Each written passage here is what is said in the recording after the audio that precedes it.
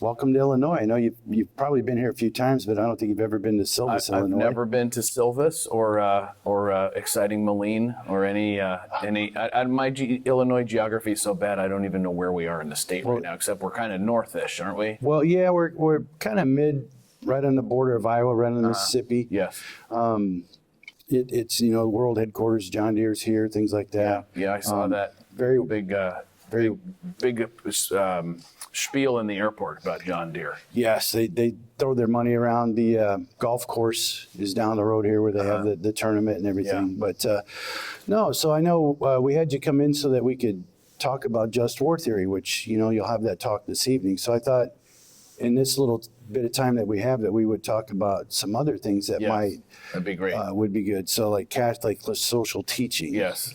So let's just say, what is Catholic social teaching? In a nutshell, I mean, the answer is built into the term. It's teaching, as in the body of doctrine, set of principles. Catholic, of course, because it takes the Catholic faith for granted, and social. That's the crux of it. Is it's the Catholic faith, Catholic customs, doctrine, moral. We'll talk about this more, but moral teaching in particular applied to society. So and take the social and society element. Expand it as wide as you possibly can. You mentioned just war, so that's one of the ways in which the Catholic faith has a set of principles that would apply to relationships between nations. And then you kind of take that macro view and drill down from the biggest of the macro to the smallest unit, which is the family, and then everything in between. All of which, in a nutshell, and I'll say this tonight as well, it starts from the basic. I think one of your colleagues who you introduced me to last night mentioned, the catechism. Very simple. I'm here to know and love and serve God and to get to heaven ultimately. And St. Thomas says that, the greatest intellect certainly of the Western Church was asked to write a manual, if you will, for the King of Cyprus. Like how should a king reign? And Thomas does the whole thing, and he gets into these details about where the city should be set and its supply of food and the ability to provide lodging, all the basic needs for the citizens. But somewhere buried in there, which I'll get you the citation later, what do they call that for the show notes? It drives me nuts when people say, check the show notes. I remember you and brother, you wanted to say show notes 45 times. That's a big deal. We'll put the reference in there. But he's got one sentence where he says, the purpose of living together in society is to live well. Right. It's very clear that when he says living well, he means living virtuously, not well as in lots of material comfort. And the purpose of living virtuously is to get to heaven. And there's two other actors involved. One is the priest, one is the king. And these are stand-ins for the larger construct. The priest is the church who teaches doctrine. So sometimes you hear Catholic social teaching referred to as Catholic social doctrine. Yeah. You read, the blogs or the essays, whatever, people say CST or CSD, all the same. Doctrine, teaching, ultimately the same thing.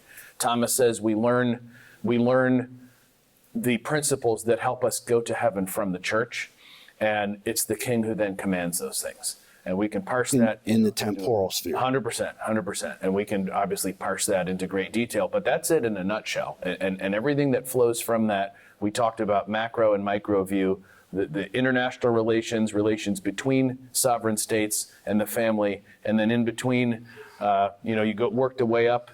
I guess if you're in Louisiana, it's a parish, right? But around here, at least where I come from, it's counties, cities, counties, then states. Then, in the old days, there were regions or sections, of so our nation. that would kind of be like you'd start with solidarity. So you start with the family, and you move up the chain as far as and I think the related principle is subsidiarity, which is to push down to the lowest unit whatever that unit can accomplish on its own. But that's since that digression has occurred, it's kind of a theme, if you will, that runs through Catholic social teaching. But I find sometimes people will use it as like the final answer, like the principle of subsidiarity dictates X, and it doesn't work like that. It's kind of an inspiring guide, and we'll run into a lot of those as we talk about it. But ultimately, it's how, according to the principles of the faith, which you assume in the world of Catholic social teaching, we're taking the truth of Catholicism for granted, right? So how do the principles of Catholicism suggest that society should be organized. And society, again, from family all the way to between nations and everything in the middle. Okay, so that, well, you kind of touched on it, how it comes about. So how does Catholic social teaching come about? Is one day there is a problem arise, so then the church takes it into consideration, has a council or something like this, or is it slowly evolve as problems arise? Yeah, I think it's all of that, Aaron, and that's kind of the way we learn doctrine works in general. Is that is very similar. You and I've talked a lot about my side legal work, and the way in which law is developed is really very similar. Even in this country, even secular, even though our friend doesn't like the approach of natural law scholars to the Constitution which we discussed. But law in general works that way, where certain cases come up that require the application of principles. And sometimes you have what the lawyers will call a case of first impression, some new heresy that the church has to deal with that just wasn't around before. I'm sure St. John, if you read his gospel with his great theological affection for our Lord's divinity, may not have crossed his mind that 200 or 300 years later they were going to be arguing about whether Christ really has the nature of God. I mean, he would say, like, weren't you people paying any attention? Yeah, but we're miracles. Yeah, right. We're tough customers. We human beings. But so that's kind of the mechanics. That's the question of how these doctrines evolved. But I think it's worth mentioning there's sources also. The theologians and the moral philosophers talk about the sources of doctrine. The two broad categories that are worth bearing in mind is the natural law and then revealed truth. And it's more relevant when we're talking society because, as you mentioned, the temporal power, with the king, that because we're dealing with how do these principles operate in temporal society, not the separate, even though it's in the world, it's visible. We say the church is a visible society, but the church is an animal unto herself in terms of her own laws, her own practices. And so when we talk about ecclesiastical things, she has her own system of courts and legislation and the executive branch, if you will, where the Pope through the bishops, can give commands to the faithful, fast days, disciplinary practices, all of that. But that's not what we're talking about in Catholic social doctrine specifically. We are talking about temporal life, or life, in this worldly pilgrimage from the day we're born till the day we die, and how things are organized to help keep that pilgrimage for all of us, or as many as will participate, going in the right direction towards heaven. So the natural law being, again, we have to bear in mind, you're a great student of Brother Francis with his, Thomistic philosophy. So we know that all of what's in existence comes from God. So we don't want to overplay the distinction between nature and supernature, because a basic moral principle like don't take another life, without proper justification, that's very much a natural truth. I think Thomas and Aristotle would say, well, you can just derive that from principles of reason. Yes. But it doesn't mean it doesn't come from God. I mean, God is the author of all of it, all reason, all clear thinking, everything. So to say that the supernatural revelation is some kind of special thing that has special authority from God, and the rest of it is just we're kind of struggling to piece it together. I don't think that's true, in terms of evaluating the centrality and the weight of these principles. How we come to know the principles, that's where the difference kicks in. A lot of it we can get from our natural reason, but the supernatural truths like the nature of the Trinity, Our Lady's Immaculate Conception, all these things are clearly revealed truth, that the human intellect by itself would not be able to. Would never get to that point. 100%.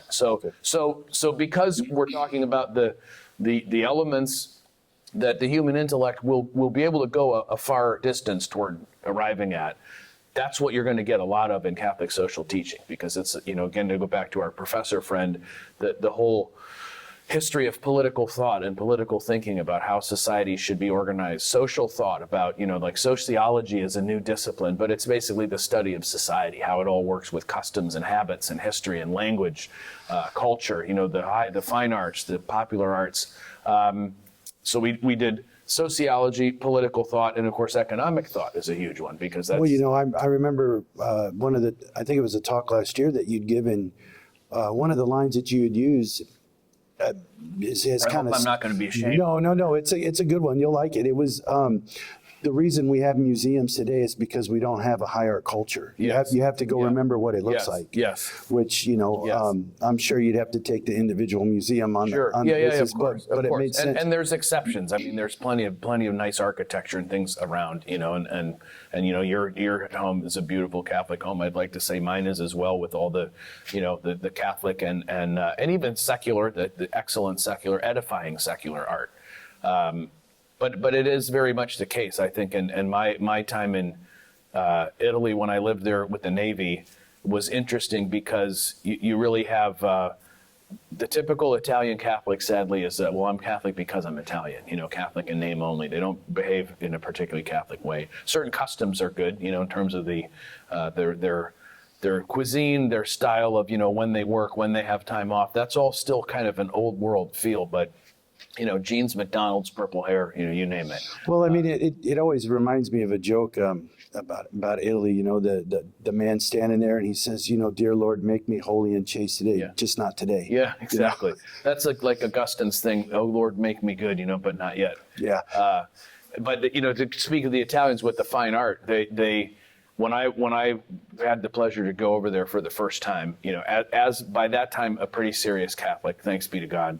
You look around at the architecture, churches on every corner, even just the secular buildings, they're in the right parts of Well, town. isn't that really about all of Europe too? I mean, Yeah, of course. I mean, that's one thing we kind of make fun of it here, but everything seems to, the painting and stuff seems to be like suicide gray, we call it, Yes. because everybody wants gray now. Yes. Or Yeah. these buildings just look square, rectangular, and Yeah. there's no love, or it's just very utilitarian. Yes. Yes. There's no love for God and building Yes. these great, beautiful Yes. things like Notre Dame. Yeah, or it's a things lack like that. of. It's a lack of. I mean, the whole concept of beauty. We talk about the truth, goodness, and beauty, or the true, the good, and the beautiful, and that third element of that Trinity, if you will, is just forgotten. But the tastes have been corrupted too. I mean, the problem is there's some people who think that all looks great.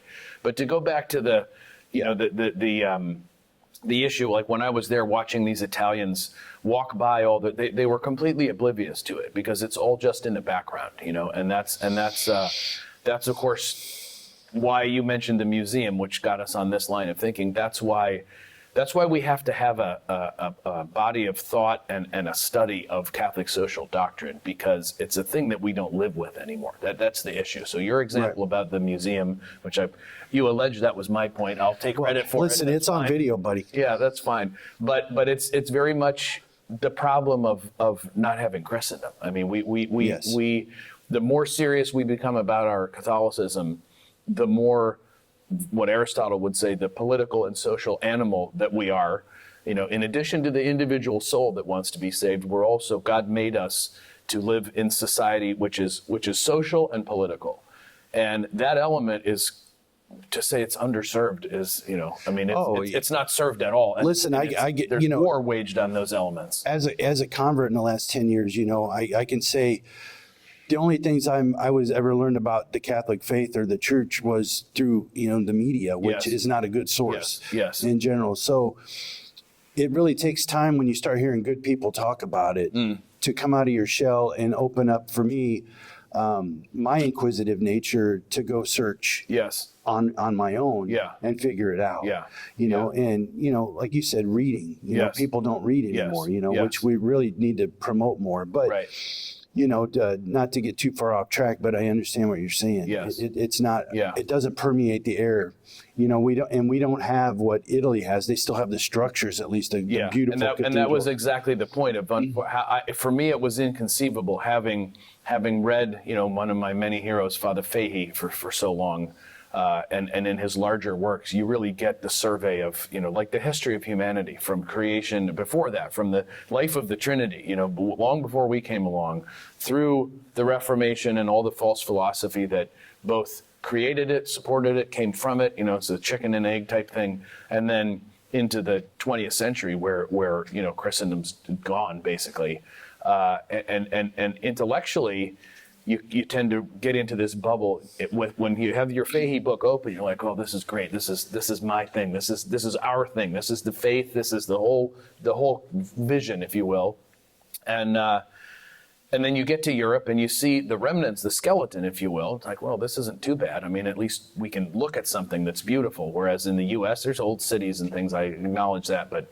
for the most part, it's suburbia. Strip malls and you name it. And but to watch these Italians just walk back and forth to school or to the train or to their day jobs or to shopping or whatever, and utterly oblivious. It's totally taken for granted. Like, well, yeah, that's what we have, but.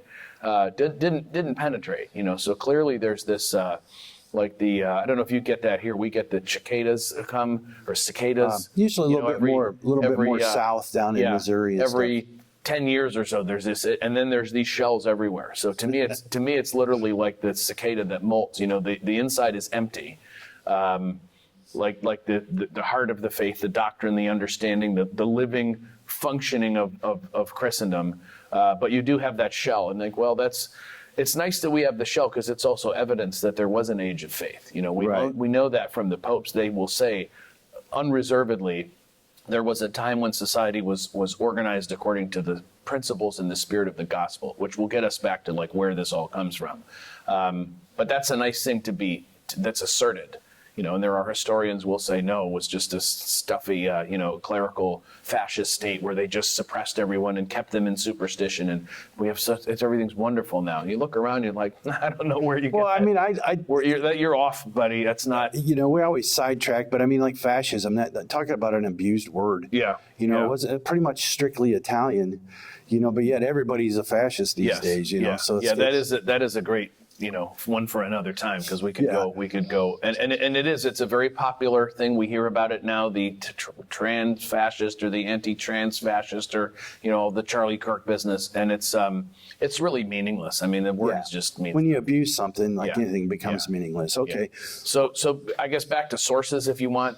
Well, I was going to go with, was there a time and a place in our history where this was fully realized at any point? I mean, I think we've kind of hinted around it. There's the old catchphrase, "The 13th, the greatest of centuries," and we'll talk a little bit about that. But I think just to build the foundation. So you say 13th century for those mathematically. As in probably 1200, always minus one. Yeah, I think my Italian is basically gone after having been there so long. But the Italians will say the trecento, the 300s, as in the last three digits of the year. So they will say the 1300s, and when they mention 13, they mean 1300s. When we say 13th, we mean 1200s. But we're picking fly specks out of pepper, as my dad used to say. But just to talk for a second about sources, we talked about kind of the two fonts, if you will, of knowledge of these and all of the Catholic faith. One is the natural reason, one is supernature. And then you can get more, those are the well springs, if you will. And then you get into the question of, well, how is that transmitted and developed, which is what you asked. Is the church or thinkers, Catholic thinkers, are they responding to phenomena in Well, I guess, society? I mean, when these things come along over time. We didn't have mass media like we had today. Correct. So obviously it just happened. It had to spread, and people had to accept it. Right. And I don't know if that was through the teachings of the church to the priest and the priest to the people. Yes. And I'm sure there was some of that, or was it just natural reason? And I would say a lot of people are probably far more holy back then than now, so maybe their minds weren't as distorted as today. Yeah, and it's organic. I think if you go back, I mean, very, very similar to these two paths we've been talking about, supernature and nature. The Greeks, with their system of ethics, which culminated with Aristotle, worked a lot of this out. Not just in a simple question of justice. You loan me $5 today, I pay you $5 tomorrow. That's commutative justice. I give back to you directly what I owe you. End of discussion. They had larger concepts of distributive justice, which is if there's an entity that has a good, society has a good, we call it the common good, the temporal common good.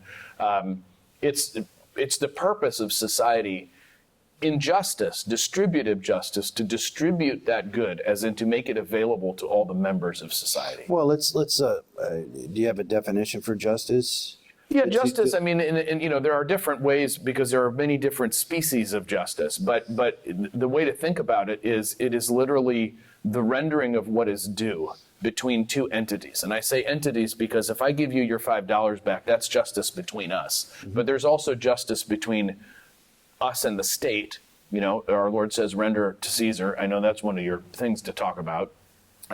But then the state owes us also, and that's then the phrase the thinkers use is distributive justice, as in a social or a broad good by some entity up above us in the hierarchy that then makes things that it owes us available to us. Another interesting spin on that is what Thomas would call legal justice, which is the citizen has a right to demand these certain goods from the state, but the state has a right to demand that the citizen play ball with the state and not undermine the state and not corrupt society. And for the easiest example that I revert back to all the time is just think of a simple zoning law.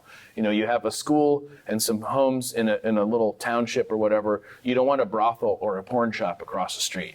And so, or here in Illinois, a marijuana shop. Yeah, right. And so the town, the leaders have every right to come together and say, well, zoning law XYZ says get out of town. Well, I mean, I gave a talk a few years ago. What were the 20 things I would change if I were a kid? Yes. The one that I got the biggest pushback on is I said every town should, before somebody moves in, the person should have to fill out an application to see if the town wants them. Yes. You shouldn't, just because you got money, you shouldn't be able to just buy whatever you want. Right. And even a lot of Catholics push back on that. Yes. And I would have their libertarian sensibilities. Well, you can't do that. This is America, right? Whatever that means. Yeah. But what I would explain to them is, why would you want a Satanist moving into next to you if you're a Catholic family? Yeah. And as soon as you would put it bluntly like that, they're like, oh, okay, now I see. Now I get the point. Right. Yeah. And I still think that would hold true, or should hold true, because I think you would be able to keep your societies nice and small and tight and Catholic if that's what you're going Well, and that's an excellent, not just a transition to what we were talking about, like how did these principles come to influence society? But it's also very similar to the issue where when you're living in a society formed by the faith, you don't necessarily need a manual of Catholic social teaching on the shelf. True. You know what I mean? Because think of a parallel. I mean, you're well, at that time you could take it to the church, like Scripture says, right? Yeah. And I think there's no need for people to tell themselves over and over what's already living and present to them. So to go back to this sort of development, we had the Greeks who understood that there are principles, like justice was our example, that don't just apply to relations between people, which is what the libertarians would have us think about. This is like every man for himself, like the war of all against all from Thomas Hobbes, very famous, this kind of atomistic social philosophy where every entity is just in competition with every other entity. I'm more of a cooperation versus competition. Right. And we're basically a mob or a herd, and there's no order to it.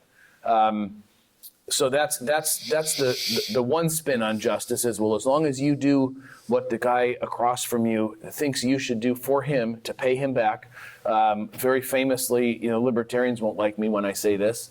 If you read von Mises, for example, he'll say, well, we don't need any government at all except to uphold contracts, sanctity of contracts, and that's, we could digress on that tremendously because sounds like a series. Yeah. And it's a little ironic, let's put it that way, to say it's only me against everyone else. And then when you and I get in a scuffle, I'm not giving you your $5 back that you loaned me. Now, all of a sudden, you want to invoke this large social machinery. Right. Before it's like, well, wait a minute, you said that you don't like that. Well, the end of the day is I like it when it suits me, when it helps me. That's really what it comes down to. But let's go back, expand from justice into the larger picture. The Greeks, with their city-states and their scrutiny of, how men live together and how they get along, were working all these principles out. The Old Testament is full of social principles. This the kind of annual settling of debts and clearing houses and the thundering away of the prophets about people who refuse to take care of widows and orphans and poor. And so the Old Testament is chock full of social principles, that ethical behavior, and this is maybe another principle we should stick in our bulletin board. We had subsidiarity was one. We had Thomas's overarching vision of society should be organized to get people to heaven. Like that's Catholic social teaching. Well, that's the greatest common good, would it not be? 100%, 100%.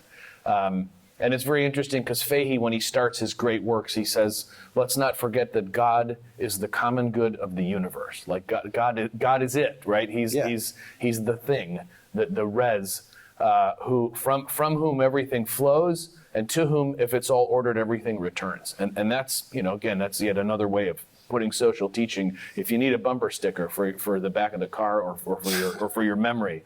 But then the other points, so we did Old Testament, the Greeks, running side by side historically.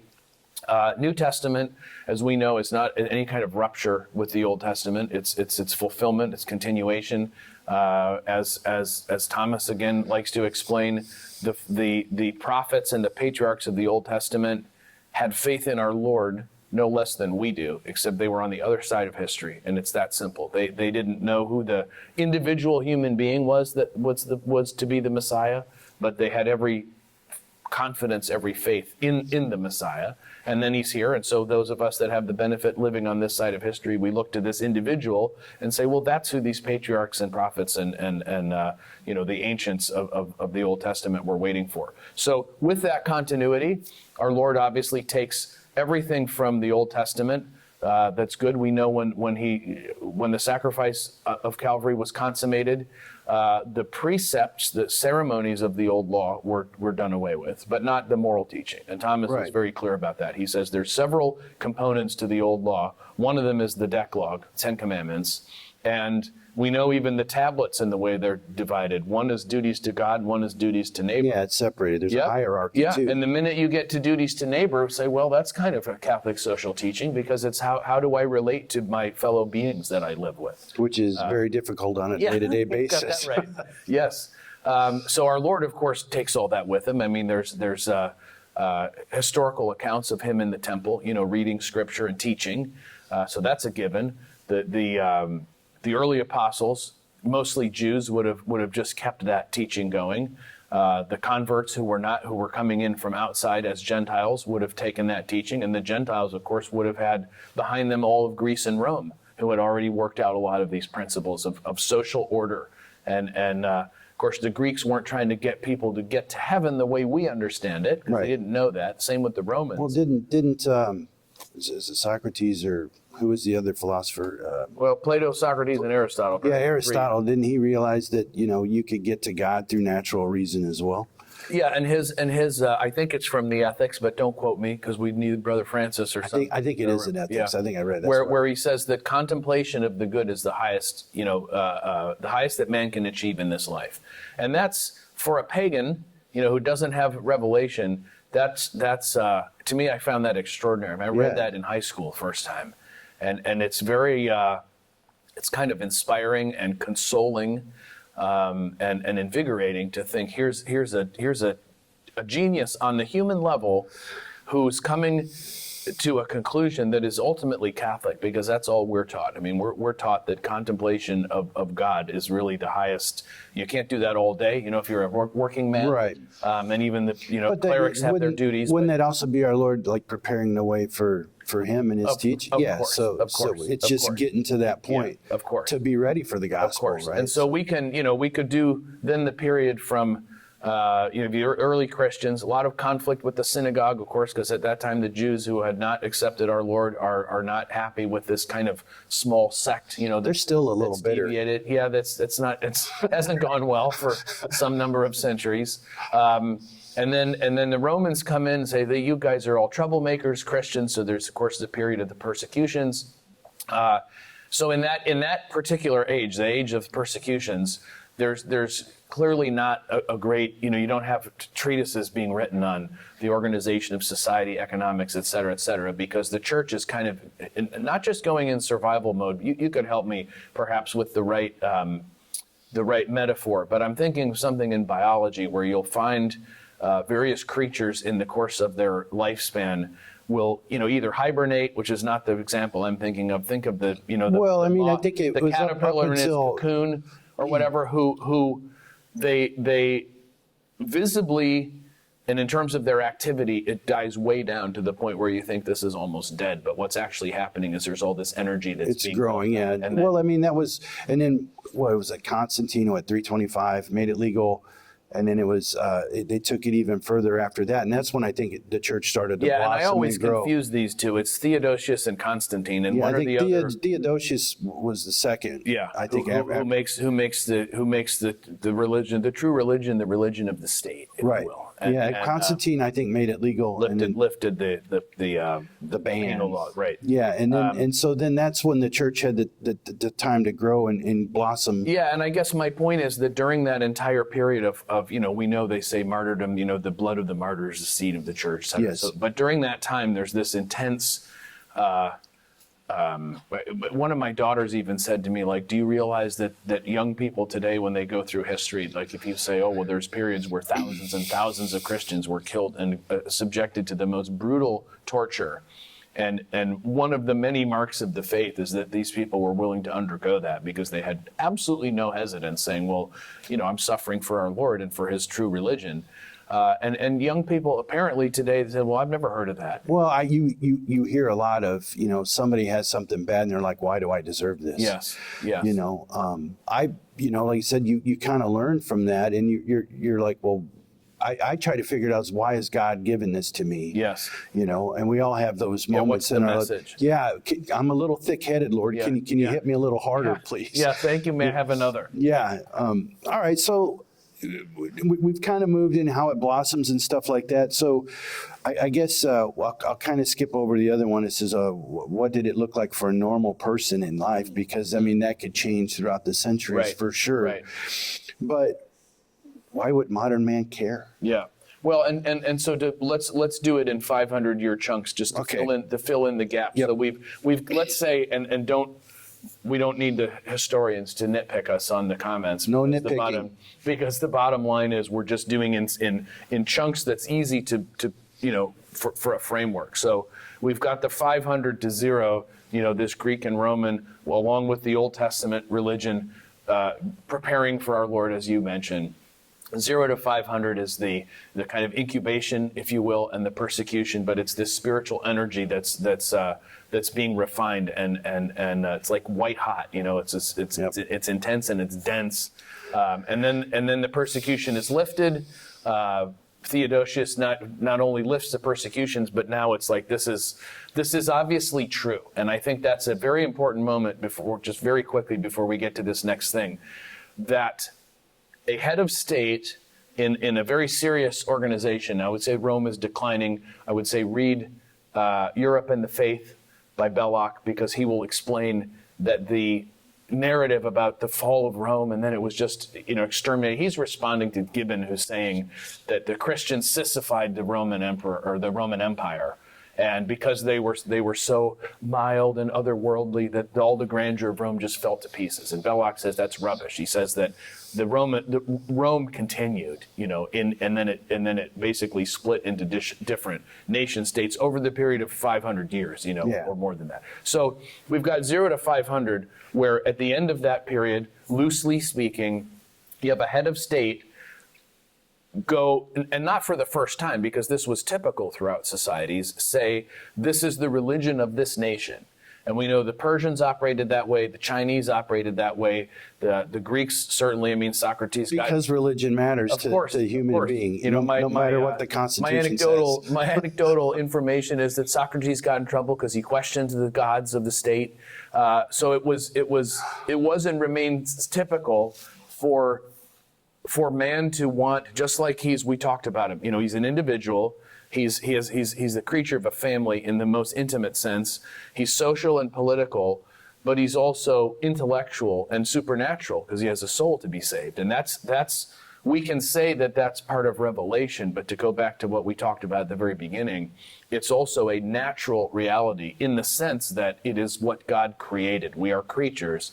He made us. We have souls that are destined to go with him. That's, Aristotle himself and even the ancient Greeks, they understood the immortality of the soul. That concept is not, you don't need a catechism for that. Yeah. So to the extent that soul wants some closure, for lack of a better term, to the big questions, why am I here, what am I doing? Everyone wants answers to that. Yes. And Theodosius, assuming, your correction of my poor memory is correct, when he says, okay, here is the answer to that question, and my nation will be set on this path. To me, that's huge. That's yet another bumper sticker. What is Catholic social doctrine? One other way to put it, which there's a lot packed into it, so it's not satisfying, but it's true, would be to say, when the state looks at the Catholic faith and says, this is true, and this is how we will proceed. That's Catholic social teaching. And by the grace of the Holy Ghost, it's a nice transition into your question, why does modern man care? Because modern man, in this era especially, is the victim not just of several centuries. So let's do our quick chunks. We get to 500, we get that blessing of the Catholic faith being publicly recognized, a half millennium of development, 500 to 1,000. By 1,000, you're into high Middle Ages or getting there, and the momentum is there. I think maybe it was last night we were talking about how as the externals of that momentum are just blossoming into extraordinary grandeur, there's also the seeds of corruption already. Yeah, the corruption's already there. So that's we'll get way off the topic when we talk about that, but it's frightfully interesting stuff, isn't it? No, I agree. Yeah. So you get that flowering. Year 1,000 to 1,500 is where we're at, and then from 1,500 on, it's just all out war being made against not just the faith, but against the exterior expression of the faith, which is captured in culture, in politics, in laws, in relations between nations. All of that is under siege, and so we in our era, 20th century, we just talked about how old we are. Born in the 70s. Looking good though, some bell bottoms, right? Yeah, I'm in. Yeah. No walker yet. From 70s into the year 2000, so to put an easy number to remember. And now anyone born 2000 and afterwards, I mean, you just live in a culture that is it's atheist. It's an atheist culture. It's a culture that says, and this is, if our friend were here, we could use him as the foil. We could argue about. But isn't the Constitution supposed to fix all this if it's properly interpreted? I mean, I don't see where you get that from the text. No. But I think, well, I mean, even during like the Civil War era, there was the real NRA, the National Religious Association, which was a bunch of Protestants that were saying, if we don't put God in the Constitution, we're going to end up where we're at, which we were already well on the way. Which goes back to that instinct you mentioned, which is man, whether even if he's got the wrong religion, he instinctively feels. The modern world, I believe, and this I say modern, go back 1,500 on. The modern world, as and Belloc would say this, has made man alienated because he's expected to behave as if he has to take the soul, which ultimately wants God, but as the path to God, it wants clear thinking, the exercise of virtue. So think of the soul, that's for God. The clear thinking is intellect. The exercise of virtue is will, good actions. Right. And he wants the whole atmosphere, the whole construct in which he's embedded to serve those parts of his soul. And what we're told today is, well, the lower parts, your need to eat, your need to reproduce. If you're lucky, you can reproduce with sterility, so you don't have any consequences. You just get to try to reproduce and have at it, as much as you want. Consume as much as you possibly want. Get as much property as you can possibly amass. And then there's the chicken and egg. Some people will say, well, it's all about power and money is the path to power. Other people will say, yeah, but what's the point of power if you have no money? I mean, and that's right. Why don't just say both, for convenience?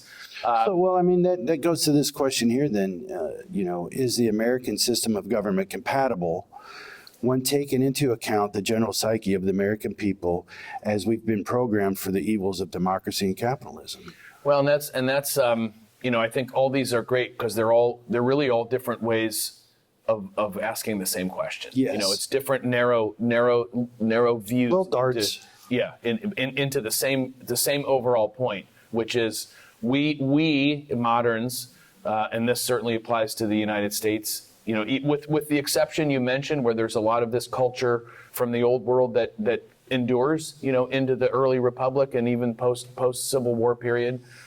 Post-bellum as opposed to antebellum. Typical American, like there's only been one war in history and where it's either before or after. Well, yeah, listen, I often tell people is like, listen, history started way before 1776. Yes. Yeah, and or you have to tell Catholics before 1965, right, with the Second Vatican Council.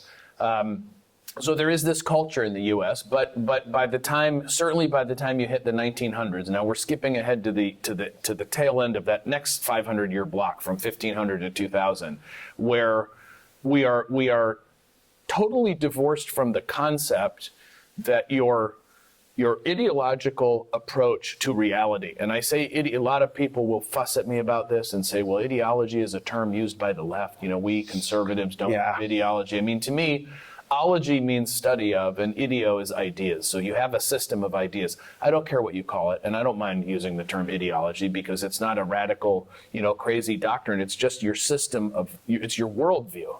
As the Germans would say, I'll mispronounce the Weltanschauung or whatever it is. My German's no good. Don't ask me to say it. My German's no good, but it's your worldview. It's your vision of reality. I'll give you one example. You mentioned Constitution, and we're kind of trying to talk about all of it at the same time. Yeah. 1974. I wish I remembered the case, and I wish I remembered the justice who wrote the opinion, Supreme Court. It is, interestingly, it's a defamation case where the plaintiff sues, whether it's a newspaper or a private party, whatever, for something that's said. And I want to say it's Powell. For the show notes, we'll check if it's Powell. We'll put the case show in. notes. Yeah, thank you. Powell. So in defamation law, the question is, the principal question is the allegedly defamatory remark true or not? Because we're not Catholics, so it doesn't matter if I'm revealing a true fault, which I shouldn't. If I know all kinds of things about you and you know about me, but we shouldn't say them now because they don't need to be Well, it's still slander. It lives in the world. But in the body politic of this country and the modern nations, if you make an allegation, no matter how offensive and defamatory, if it's true, that is an absolute defense. Like if what I'm saying is true, you're not going to collect from me in any damages. So in explaining this, which is kind of an old principle, he says in the United, and this is a bit unfair to be honest, because I am admittedly taking this out of context, but it's highly illustrative. He says in the United States and our system of government and our vision, there is no such thing as a false idea. There is only such thing as a false fact. And even if you give him the benefit of the doubt and say, well, what he really means is, if I have an opinion of you, if I say, Aaron, you're kind of an oldish guy, and you maybe could lose some weight, and because of that, you're bad.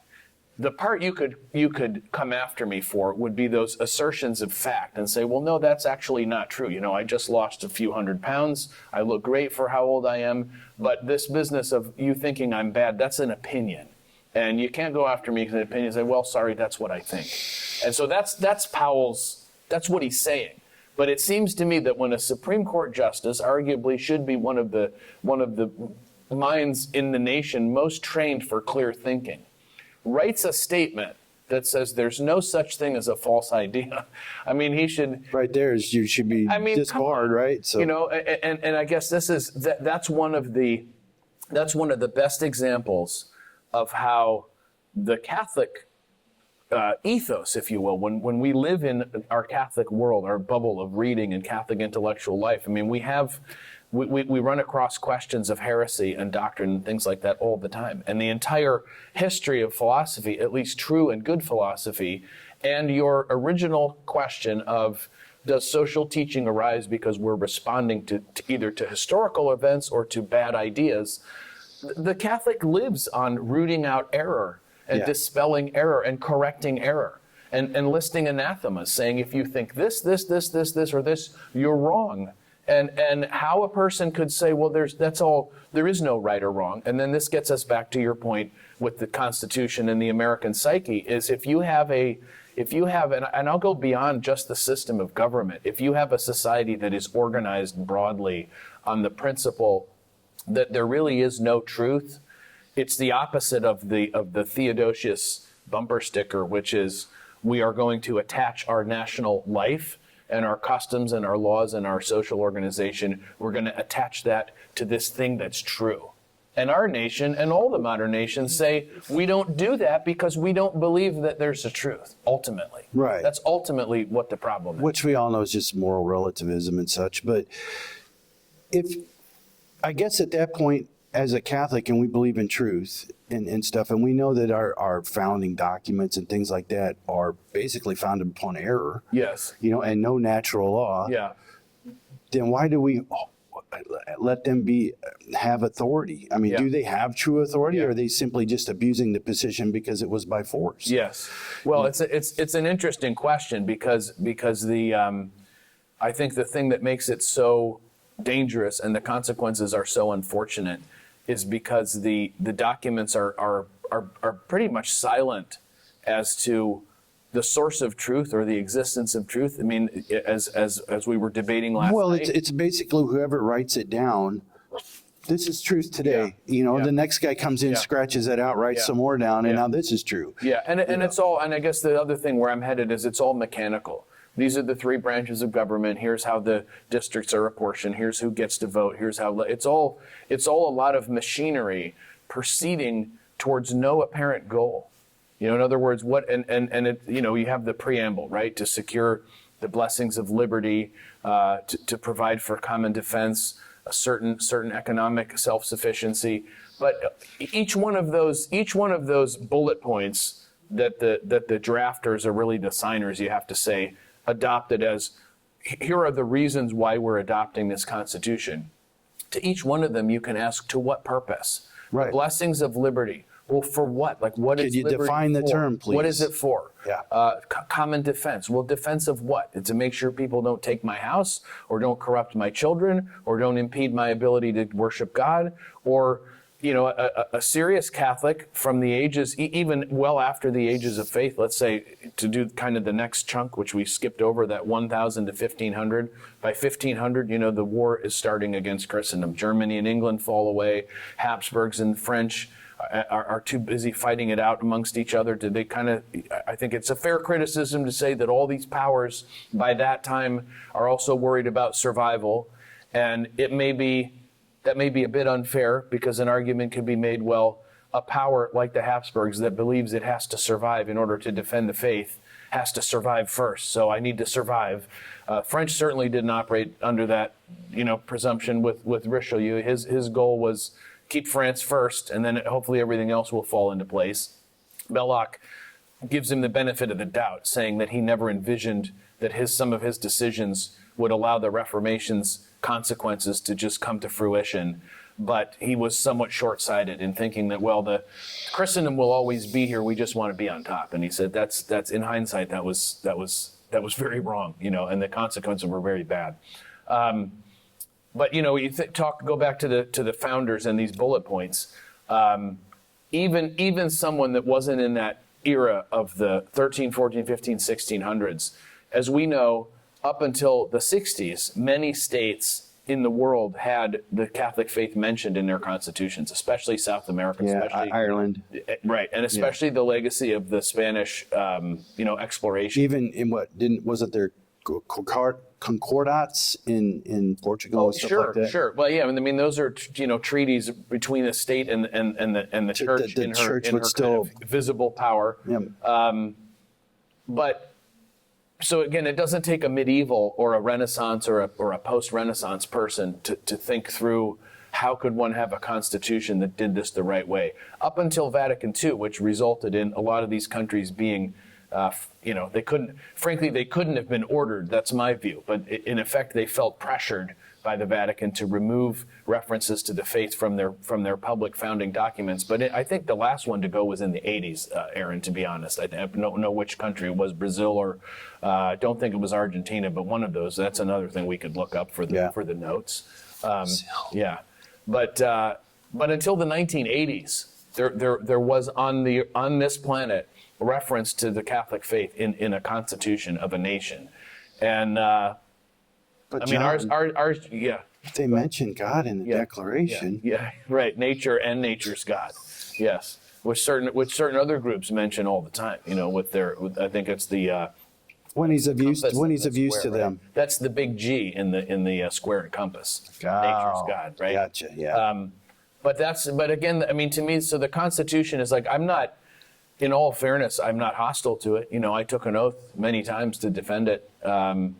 But to me, you're defending a mechanism. You're defending a mechanism as to when I want to appeal a decision of a federal district court to the Court of Appeals, here's the district that or the circuit that I'm in. Here's how I get to the Supreme Court. Here's whether can I get to the Supreme Court, or does the Supreme Court just take the case? Well, yeah, I mean, even it's all mechanism. You see the games that get played all the time, depending on the judge, the juries and all this other sort of stuff. There's no truth. We're not looking for truth. It's just, how do I feel? How can I explain the words away to get my feelings out? Yeah. And I see that a lot, even here in Illinois with, the gun cases that are always out there, register this, register that, and everybody's like Second Amendment, blah, blah, blah, Yeah. Well, let's take an interesting example.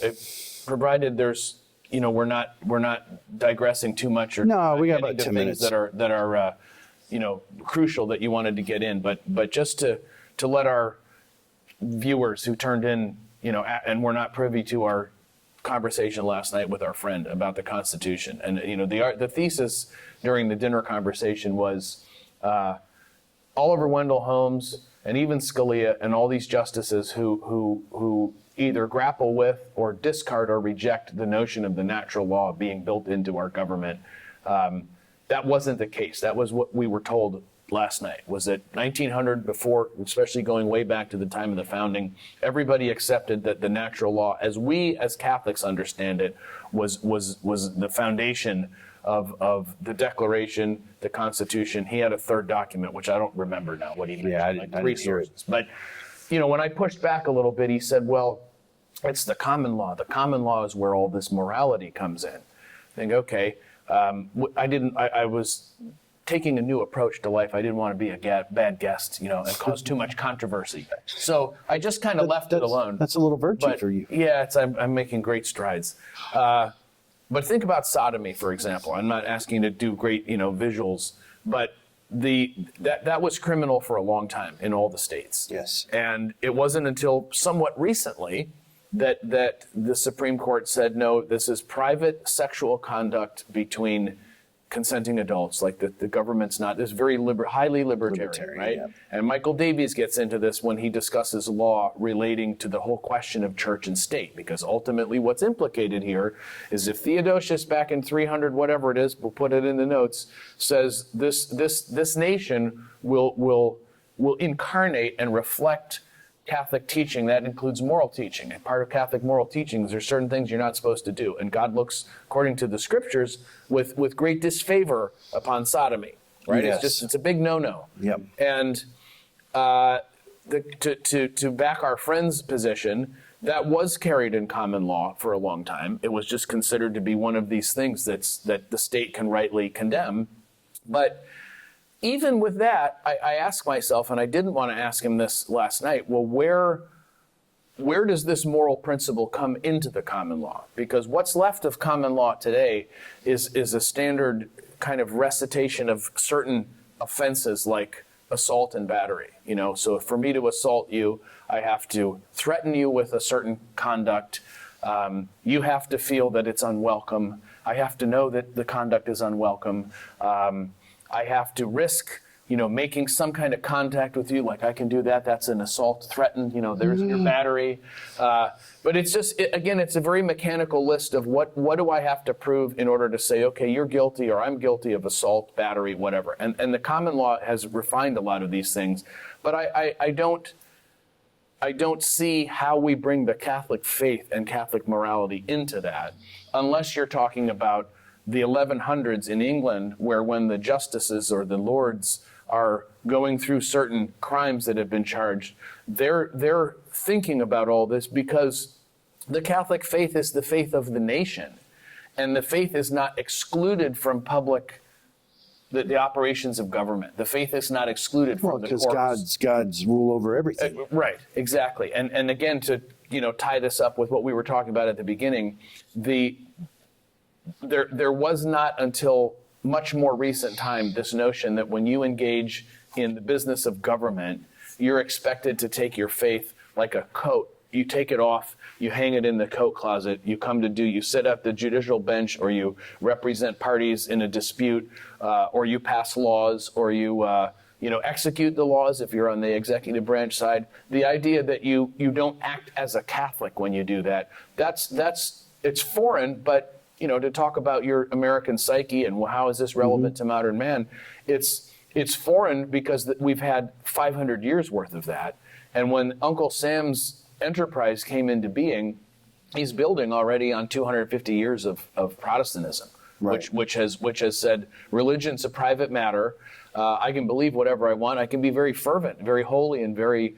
well, even after the 30 Years' War, whoever's leading us now gets to determine the religion, yes. which could change with Right. every change of Right. leader, Right. and Right. it has, Yes. moved out. So, and that was what, the 1648, something like that it ended? Yep. And then another later period. There's Westphalia and then another Augsburg, I believe. But that's another thing for us to look up to get our history squared away. But, Well, I know we've talked about a lot and hit a lot of subjects. Is there any recommended reading that people could catch up on this on? There is. And I think what we did, hopefully, I trust you agree, or hope you agree. We kind of laid a foundation because this could be, as you said, a series of getting into what we haven't talked about really is what is the substance of Catholic social teaching. We've talked about where it comes from to some extent, the two components, supernature, nature. It's the evolution of this both natural reason and Catholic way of thinking, into the ages of faith. How that then, not how it fell apart, but the fact that it fell apart. And then Catholic social teaching, in one way, like you mentioned, is it a response to something? The fact that Catholic social teaching is written about and put on paper more than it was is because by the time you get into the 15, 16, 17, 1800s, the Catholic thinkers are looking at the world and saying, this isn't like what we know the ages of faith were, so we better get these principles codified, written down, made available for people to come to understand. And that's obviously with mass production of books, that's much more of a 20th century enterprise, Well, I know there was or 19th, obviously 19th, 20th. Father Fahey is a good one to look up. There's also Fahey Cahill, Father Cahill. Fahey is great because he really does. He hits. In one respect, he gives you a very neat package of like a 6-point kind of summation of the Catholic social vision from God himself all the way down to family and everything in between. But he also gives this long background, both theological and historical, and in the history of ideas, refuting all the false philosophies and identifying who the villains are. He tackles Descartes and Locke and Rousseau and the others. But Fahey's substantive, so if you're looking for a short pamphlet, he's not the man. That being said, though, a lot of his books are really small. Only a couple hundred pages, and he's got a couple tombs, but not big ones. Yeah, we're not talking E. Michael Jones tombs. We're talking exactly. So he's certainly one. In our you can't even say the word modest. Our tiny book publishing business, we do some Belloc and Chesterton, and the works of those Catholic greats, those towering figures that we keep in print are to some extent on the economic question, because that's not what we've talked about. And I'm glad because it's something that needs a full that's many a couple hours. I agree. Of development. But the general gist, the teaser or whatever is that I think any American looking today, living where we live, can understand that our financial system is not fair at all. The financial system and the whole system of property in terms of who has what and who has how much of it and how easy it is for an individual to come to own a home and have some basics and whatever. But it all, the essence, and this is again the teaser for what we could talk about at length, is the Catholic defends property ownership because of the moral virtue that ownership of property enables him to practice. And Thomas says that to the King of Cyprus in that little book that we talked about before, where he says the purpose of having a sufficiency of material goods is for the practice of virtue. And that's the Catholic line, not the libertarian line of, well, we just defend property. It used to be, now it's life, liberty, and happiness. Well, property, what is it? There's limits to your ownership too. Yes. If the greater good calls that they need to use it, then the greater good can use it for, but it has to be a just use. Yes. Yeah, and those are all part of that's part of the Catholic apparatus of looking at property ownership. But the essence of it is it's always. Remember, we enumerated the points in the preamble, the Constitution, and then we asked, well, why? Why? What are we defending? Common defense of what? Life. That's the Declaration, but to establish for ourselves and our prosperity the blessings of liberty. Well, liberty for what? Like that? That's not answered, right? No, they don't even define liberty because most people don't know what it is. There is no answer. But with the Catholic vision, every time you're looking at an economic question or a political question or a social question or any of the stuff that's at the periphery of society, laws, culture, the legal scheme, the common law, all these questions that are implicated in a social structure, the Catholic principle that you can read in the long tomes about Catholic social doctrine, the component is always moral, because ultimately is how do you organize society to help men to be moral, to help them to be virtuous, and that's going to be everything. So Belloc and Chesterton look at this ownership question just narrowly, but with that vision of what is the point of owning, and if we can answer that question, why do I own something? Then we derive principles from that. Okay, here are the rules and the customs and the parameters that we need to put on the system of ownership in order to allow people to own and to be virtuous. That's the essence of it. Same. So those are the things we have in print. A couple other interesting ones. It's as far as I'm concerned, it's highly recommended. It is self-serving because I'd like people to buy copies of this book. Yes. But is by Fanfani, the Italian Amintore Fanfani. Yep. Catholicism, Protestantism, and Capitalism. Yep. And he in his book, which he wrote as a very young man, mid-20s, maybe 27, was obviously an Italian. Sheedon Ward did an excellent translation in the 30s, I believe 1934. It was a response to a question from the publisher, Sheedon Ward, the old, very highly respected Catholic publisher at that time. A question to Catholic thinkers, or it was a challenge, if you will, that was presented to them. Write a manuscript analyzing capitalism in light of both Catholic and Protestant doctrine, and come up with a thesis. Is capitalism, as it's practiced and it's known today, that was 1930-something, is it compatible with the Catholic faith or not? And do the same analysis for Protestantism. And Fanfani wrote it, and the conclusion, of course, give away the punchline, is he found no compatibility between the Catholic faith and the capitalist vision or the capitalist idea, but great compatibility between it and Protestantism. And so for anyone who's kind of on the fence, or whoever it feels, if you criticize capitalism, you're either a leftist or a communist, or you're certainly un-American, and there's this gnawing in the gut of like, oh, you're making me uncomfortable. You can't criticize capitalism. Well, you have to read Fanfani. No, I agree.